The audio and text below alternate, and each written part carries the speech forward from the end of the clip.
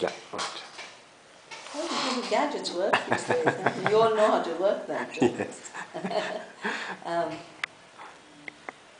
For me, sustainability is grounded in the ecological processes that make for sustainable systems. Um, very often sustainability is trivialized into short-term extension of a non-sustainable business. And that is really not going to solve the problems we face. I think the first level of sustainability is nature's sustainability. Is nature able to renew the carbon cycle? Is the capacity of absorption of carbon matching with the human ability to create huge emissions? Is the hydrological cycle being maintained? Are the nutrient cycles being maintained in agriculture? That's what we do in Navdanya. We try and fix the nutrient cycle, ensuring that everything the plant needs, the soil gets. And where will it get it from? But from the ecological processes of soil fertility. Water. Why are we running out of groundwater in Punjab and Haryana? Because of the Green Revolution requiring 10 times more water than any alternative ecological system. We can't afford to waste water that way.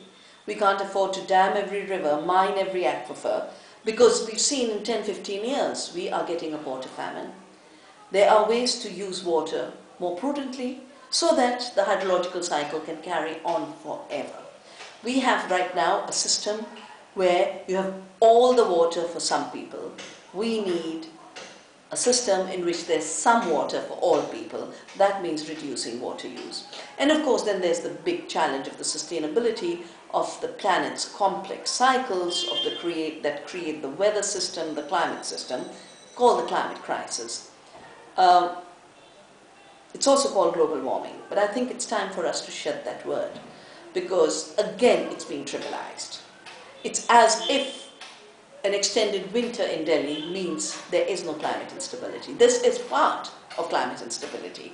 Global warming has made it a very linear understanding, has allowed the climate skeptics to walk away saying, A, any extreme weather event that shows a counter trend means there's no warming overall.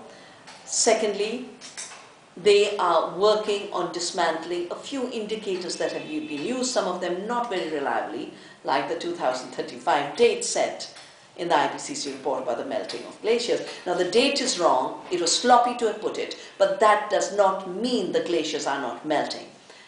Having enough snow to recharge those glaciers is as much part of sustainability as reducing the melt rate. But how will the glaciers have enough snow if the monsoons fail, precipitation fail? That's part of the climate challenge. I think what we'll have to do now in our sustainability discussions is be real, be concrete. And as I have said in my response to this assault on the IPCC, that all that has happened is the fallibility of some scientists have been proven. The correction will not be to put climate skeptics in charge of scientific data.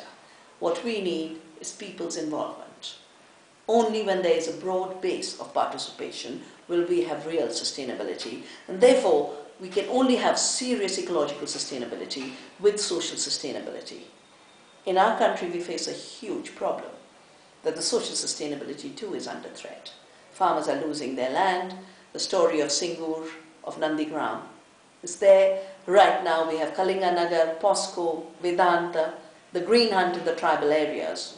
This does not make for sustainable systems. And the society has never worked independent of ecosystems. The disruption of both at this point is posing a major threat to our future as a civilization in India and our future as a species at the planetary level. That's the challenge of sustainability. Will we survive into the future?